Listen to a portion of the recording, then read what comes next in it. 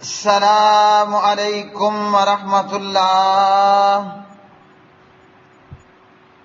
ترجمہ تفسیر القرآن الکریم، سبق نمبر 477، سورہ یوسف، آیت 30 تا 31، پارہ نمبر 12۔ اعوذ باللہ من الشیطان الرجیم۔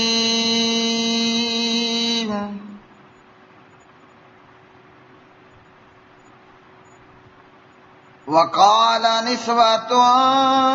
في المدينة امرأة العزيز تراود فتاها عن نفسه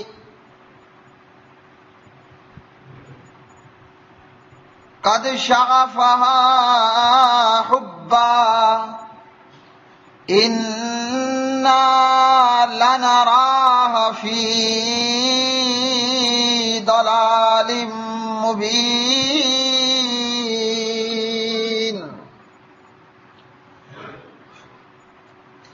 فلما سمعت بمكرهن أرسلت إليهن وأعتدت لهن متكئا وآتت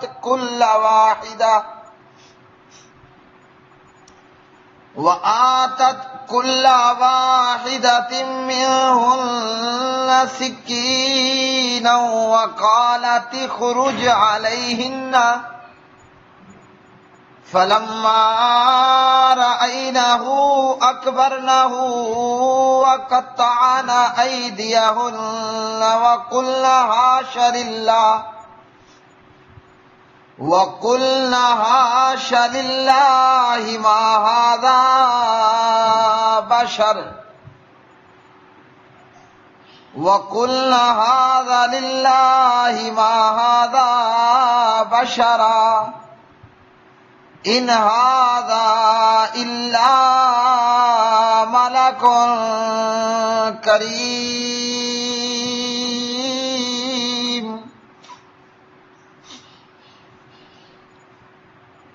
اور شہر میں کچھ عورتوں نے کہا، عزیز کی بیوی اپنے غلام کو اس کے نفس سے پھسلاتی ہے، بلا شبہ وہ محبت کی روح سے اس کے دل کے اندر داخل ہو چکا ہے، بے شک ہم تو اسے صریح غلطی پر دیکھتی ہیں۔ تو جب اس عورت نے ان کے فریب کے بارے میں سنا تو ان کی طرف پیغام بھیجا اور ان کے لیے ایک تکیہ دار مجلس تیار کی، اور ان میں سے ہر ایک کو ایک چھری دے دی اور کہا ان کے سامنے نکل۔ پھر جب انہوں نے اسے دیکھا تو اسے بہت بڑا پایا اور انہوں نے اپنے ہاتھ بری طرح کاٹ ڈالے اور کہا، اللہ تعالیٰ کی پناہ، یہ کوئی آدمی نہیں ہے، یہ نہیں ہے مگر کوئی نہایت معزز فرشتہ۔ وقال، اور کہا، نسوۃ، کچھ عورتوں نے، فی المدینتی، شہر میں، شہر مصر میں، امرأۃ العزیز، عزیز کی بیوی، تراود، پھسلاتی ورغلاتی ہے، فتاہ، اپنے غلام کو، عن نفسی، اس کے نفس سے، قد، تحقیق، شغفہا، گھر کر گئی اس کے دل میں، حباً، محبت، یعنی یوسف کی محبت، انا، بے شک ہم، لنراہا، البتہ دیکھتی ہیں اسے، فی ضلال مبین، ظاہر گمراہی میں۔ فلما، پھر جب، سمعت،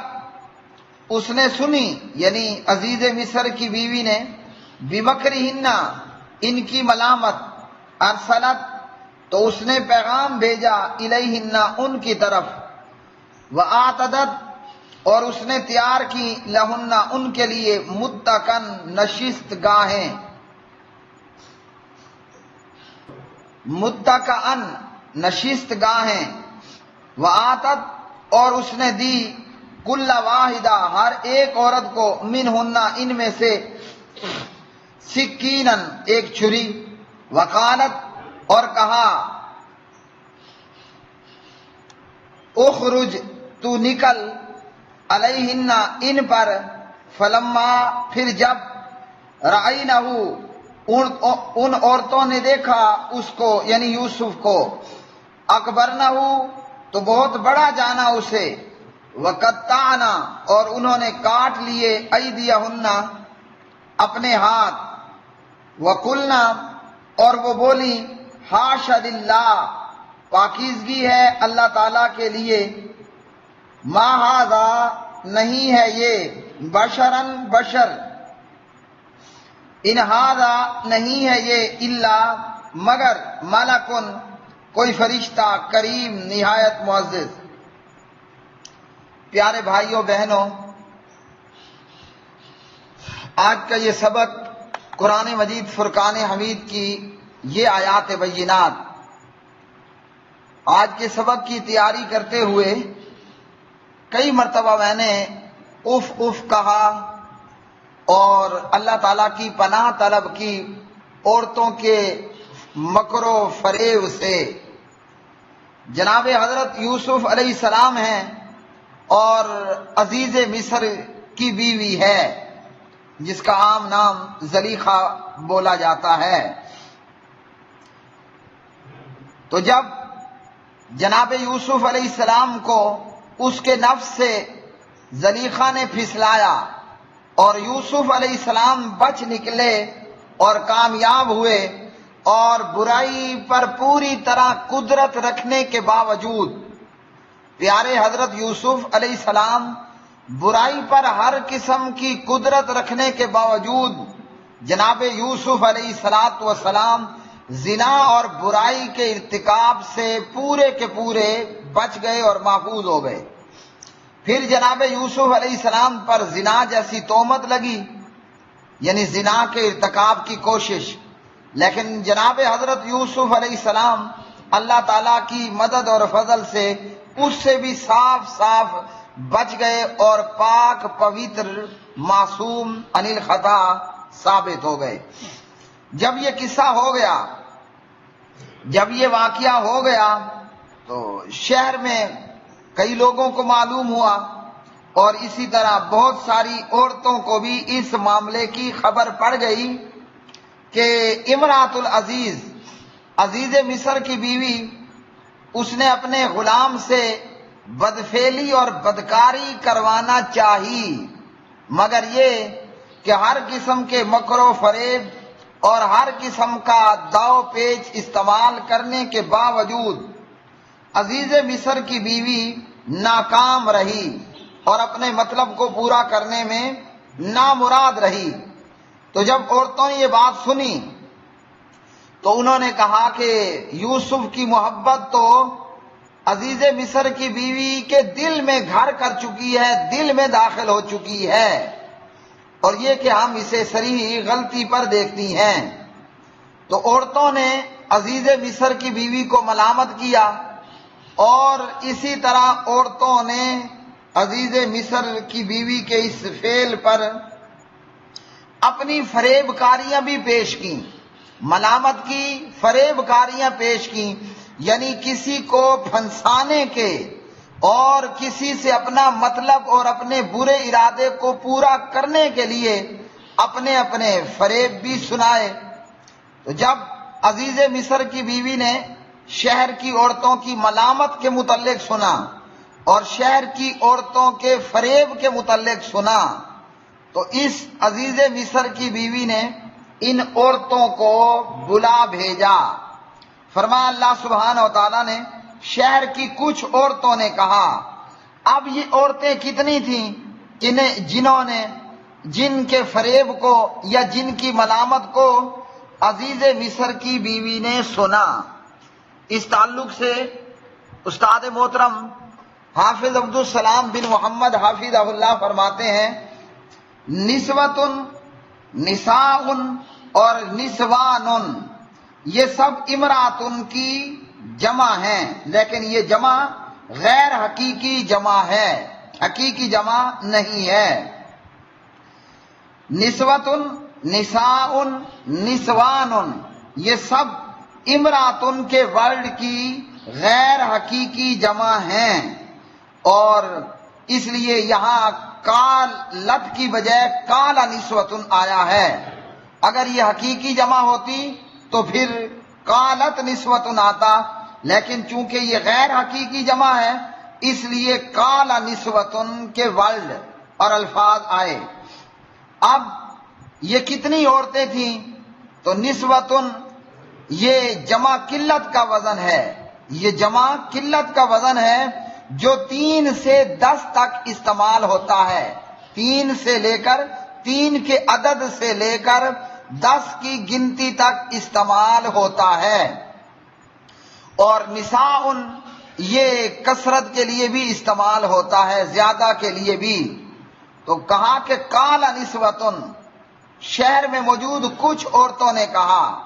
نسوتن جمع قلت کا وزن ہے اور یہ 3 کی گنتی سے لے کر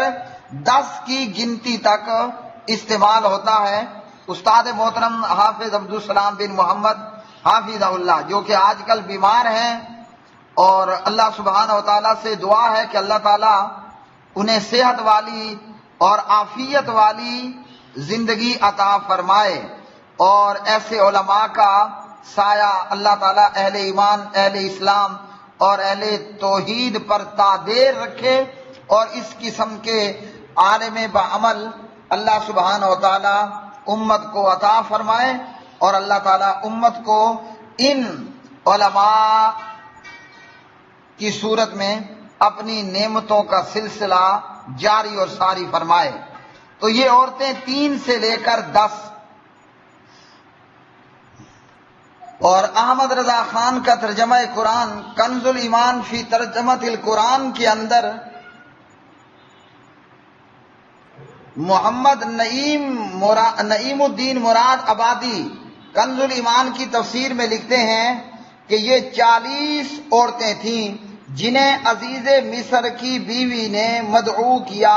ان کی دعوت کی۔ حافظ عبدالسلام بن محمد حافظہ اللہ نے فرمایا نسوتن جمع قلت کا وزن ہے جو 3 سے لے کر 10 کی گنتی تک استعمال ہوتا ہے۔ اور کنز الایمان کے مفسر نعیم الدین مراد آبادی کہتے ہیں کہ عزیز مصر کی بیوی نے جو ہے وہ 40 عورتوں کی دعوت کی اور ان کو مدعو کیا، جن کی ملامت کو یا جن کے مکر و فریب کو عزیز مصر کی بیوی نے سنا۔ بہرحال عزیز مصر کی بیوی نے جب عورتوں کی ملامت کو سنا اور ان کے فریب کو سنا، ان کی ملامت یہ ہے کہ انہوں نے برا بلا کہا کہ ارے تو غلام پہ فریفتہ ہو گئی ہے، اور ان شہر کی عورتوں کے فریب کے متعلق سنا۔ تو وہ فریب کیا ہے وہ میں بتانے لگا ہوں۔ بہرحال یہ عام عورتیں نہیں تھیں، عام عورتیں نہیں تھیں بلکہ عزیز مصر کی خاص سہیلیاں تھیں اور اس کے خاص تعلق دار عورتیں تھیں۔ تو ان عورتوں نے کہا کہ یوسف کی محبت جو ہے وہ یوسف کی محبت عزیز مصر کی بیوی کے دل میں اچھی طرح چنگی طرح دل کے پردوں میں دل کے اندر گھر کر گئی ہے، داخل ہو گئی ہے۔ اور ان عورتوں نے کہا کہ عزیز مصر کی بیوی اپنے غلام کو پھسلاتی ہے۔ تو ان عورتوں نے یہ نہیں کہا کہ راودت، ماضی کا صیغہ استعمال نہیں کیا کہ پھسلایا، بلکہ مضارع کا صیغہ لے کر آئیں کہ تراود فتاہا عن نفسی، مطلب اب بھی وہ اپنے کالے کرتوتوں کو جاری رکھے ہوئے تھی کہ وہ جناب یوسف علیہ السلام کو پھسلانا اس نے جاری رکھا۔ اس لیے جب اس نے ملامت سنی تو عورتوں کی دعوت کر ڈالی اور ان عورتوں کے فریب کے متعلق سنا، یعنی عورتوں نے کہا کہ تجھے تو پھنسانے کا طریقہ نہ آیا، ہم تمہیں بتائیں گی کہ کس طرح اپنا مطلب پورا کیا جاتا ہے اور کس طرح پھسلایا جاتا ہے اور کس طرح اپنا کام نکلوایا جاتا ہے۔ تو اللہ رب العالمین نے فرمایا جب عزیز مصر کی بیوی نے ان عورتوں کے مکر و فریب کو سنا اور ملامت کو سنا تو ان عورتوں کی دعوت کر ڈالی، جس طرح دعوت میں اہتمام ہوتا ہے کہ باقاعدہ دعوت کے لیے ایک مجلس تیار کی گئی، پھل فروٹ کھانے پینے کا سامان بھی میسر تھا اور ہر ایک عورت کے ہاتھ میں ایک ایک چھری بھی دے دی۔ اب عام طور پر جو مفسرین نے اس کی تفسیر کی وہ کچھ اور ہے، اور استاد محترم حافظ عبدالسلام بن محمد حافظہ اللہ تفسیر القرآن میں لے کر جو آئے وہ کچھ اور ہے۔ یہ نہیں کہ وہ اپنی تفسیر میں اکیلا اور یکتا ہے، بلکہ انہوں نے باحوالہ بتایا کہ جو میں نے کہا وہ مجھ سے پہلے مفسرین ذکر کر چکے، لیکن جو مشہور عام تفسیر ہے وہ یہ کہ جب اس واقعے کی شہر میں شہرت ہوئی تو عورتوں نے عزیز مصر کی بیوی کو طعن و تشنیع کیا، ملامت کی کہ یہ جناب اپنے غلام کو پھسلا رہی، اتنی دیوانی ہو گئی کہ کہاں وزیر کی بیٹی، وزیر خزانہ یا وزیر کی بیٹی، کہاں وزیر کی بیٹی اور کہاں ایک عام سا نوکر اور غلام۔ تو جب اس نے اس کو سنا تو ان تمام عورتوں کی دعوت کی، لیکن دراصل وہ ملامت کی بجائے جناب یوسف علیہ السلام کے ساتھ مزید سازش کرنا چاہتے تھے اور حسن یوسف کا مشاہدہ کرنا چاہتے تھے۔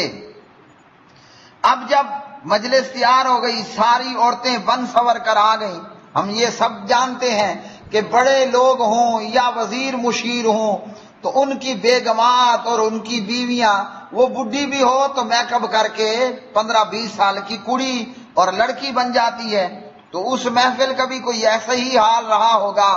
کہ تمام وہ 10 کی 10 عورتیں یا اس بیچ میں کم زیادہ جتنی بھی تعداد رہی،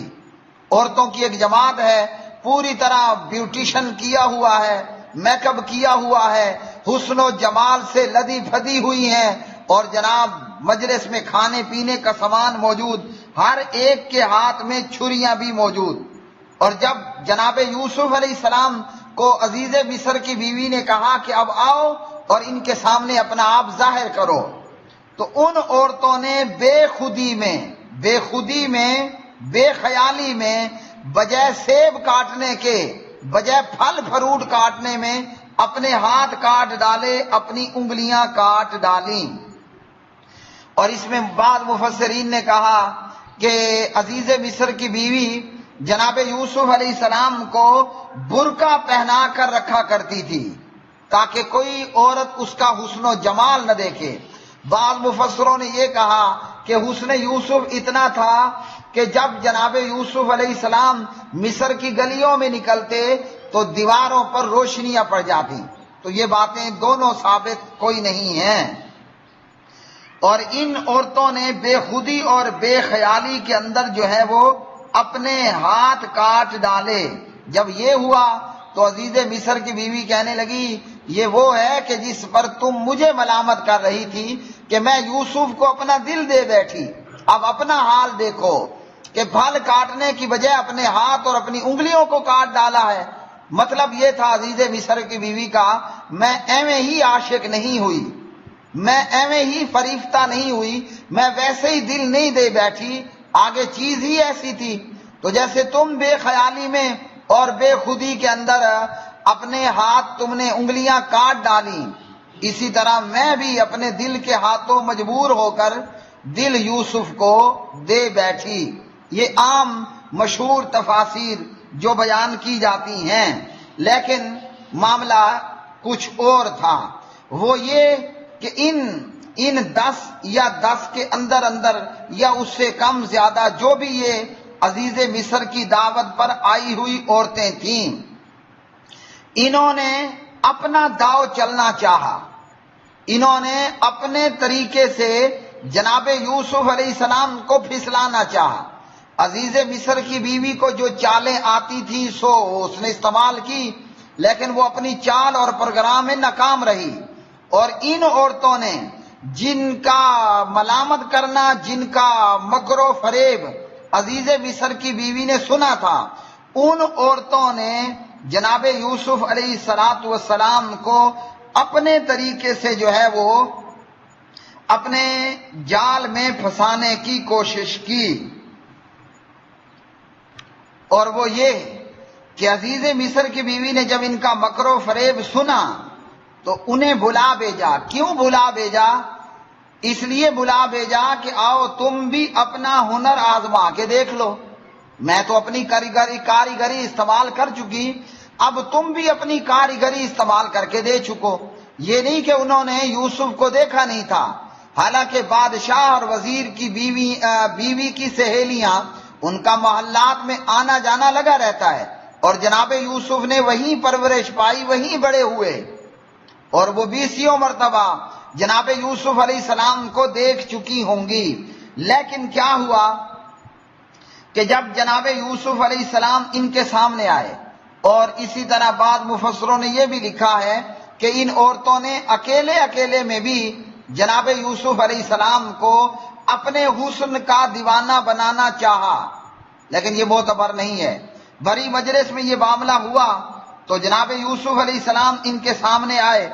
ان میں سے ہر ایک عورت نے، اب یہ بھی ہمیں معلوم اندازہ ہے کہ ہر عورت وہ پوری طرح بیوٹیشن کر کے آئی ہوگی، وہ بیوٹی پارلر سے ہو کے آئی ہوگی، وہ حسن و جمال سے خود کو بھر کے لائی ہوگی، کیونکہ بیوٹی پارلر کا یہ کمال تو ہے نا کہ 50 والی کو 15 والی بنا دے، 50 والی کو 25 والی بنا دے، چہرہ جھریوں سے بھرا ہوا ہو مگر اس کو حسین و جمیل حسینہ بنا دے، تو ایسا ہوتا ہے۔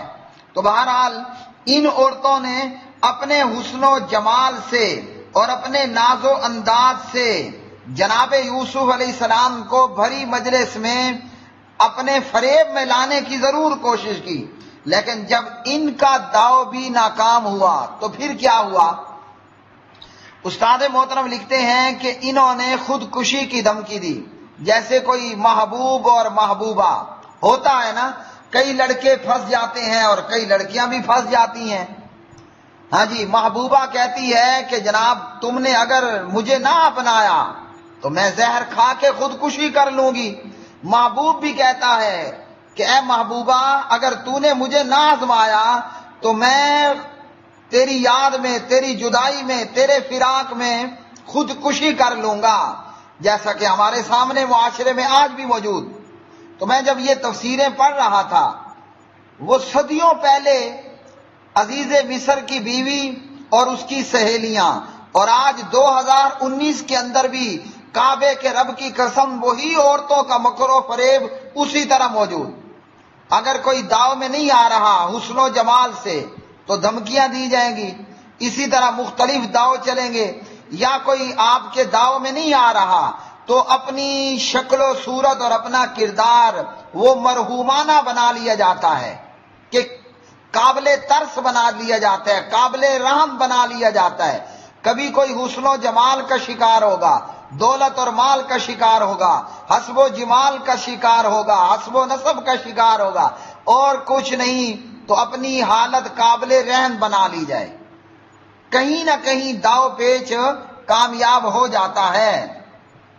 یہ تو جناب یوسف علیہ السلام کے وارے نیارے تھے کہ وہ بچ نکلے، ورنہ یہاں ایک نہیں کئی عورتیں اپنے حسن و جمال اور اپنی بیوٹیشن سے جناب یوسف علیہ السلام کو گمراہ کرنا چاہا، پھسلانا چاہا، لیکن ناکام ہوئے۔ آخر کار انہوں نے کہا کہ اگر انہوں نے اپنا داؤ کامیاب بنانے کے لیے خودکشی کی دھمکی دی، یہ لو ہم اپنے آپ کو مار رہے ہیں۔ کئی لوگ ہم نے دیکھے ہیں نا، وہ اپنی بازو پر موجود اپنی نسیں کاٹ ڈالتے ہیں، کئی لوگ اپنے بازوؤں پر موجود باریک رگیں بلیڈ چھری سے کاٹ ڈالتے ہیں۔ کیوں؟ کہ ایسے نہیں تو ایسے۔ تو ان عورتوں نے بھی یہی کیا، لیکن یہاں بھی ناکام ہوئی۔ یا یہ کہ جناب یوسف علیہ السلام کو نعوذ باللہ بے وقوف بنانے کے لیے اپنی انگلیاں، اپنے ہاتھ کاٹ ڈالے کہ اے یوسف ہم تمہارے حسن پر تو اتنی فدا ہو چکی ہیں۔ تو یہ بھی ایک طریقہ ہے کسی کو بے وقوف بنانے کا، اور یہ ہے عورتوں کی چال، اور یہ ہے عورتوں کا مکر و فریب کہ کیٹو پہاڑ جیسا بھی مضبوط اور بلند و بالا وہ ان کے سامنے زیر ہو جائے اور شکست خوردہ ہو جائے اور برائی کا ارتکاب کر ڈالے۔ لیکن جناب یوسف علیہ السلام کے وارے نیارے تھے، اس تمام کے باوجود وہ بچ نکلے۔ تو ایک تفسیر تو یہ ہے کہ بے خودی میں حسن یوسف کو دیکھ کر ان عورتوں نے اپنی انگلیاں اور ہاتھ کاٹ ڈالی، اور ایک یہ ہے کہ انہوں نے جناب یوسف علیہ السلام کو اپنی حالت قابل رحم بناتے ہوئے یا خودکشی کا ڈرامہ کرتے ہوئے اپنی طرف پھسلانے کی کوشش کی، لیکن جناب یوسف علیہ السلام بچ نکلے۔ اور جب اس تمام کے باوجود بچ نکلے، نہ عورتوں کی بیوٹیشن سے، نہ ان کے حسن و جمال سے متاثر ہوئے، نہ خودکشی کی حرکت سے متاثر ہوئے، نہ اس قابل رحم حالت سے متاثر ہوئے، تو جب سارے کے سارے داؤ پیچ ان عورتوں کے ناکام رہے تو وہ عورتیں بے ساختہ بول اٹھیں کہ یہ تو کوئی معزز فرشتہ ہے۔ یعنی جیسے فرشتہ پاک اور پوتر ہوتا ہے، گناہوں سے پاک ہوتا ہے، ایسے ہی یہ تو کوئی فرشتہ ہے کہ جس کو نہ بیوٹیشن متاثر کرتی ہے، نہ قابل رحم حالت متاثر کرتی ہے، نہ ہمارا رونا دھونا ہمارے کوئی کام آ رہا ہے۔ پیارے بھائیو، سچ کہا صادق اور امین جناب محمد الرسول اللہ صلی اللہ علیہ وسلم نے، ما ترکت بعدی فتنۃ اضر علی الرجال من النساء۔ یہ مت سمجھیے کہ عزیز مصر کی بیوی مر گئی، یہ مت سمجھیے کہ عزیز مصر کی بیوی کی سہیلیاں مر گئیں، وہ آج بھی زندہ ہے، وہ آج بھی زندہ ہے۔ اللہ تعالی ہمیں عورتوں کے فتنے سے اپنی امان میں رکھے۔ وآخر دعوانا ان الحمد للہ رب العالمین۔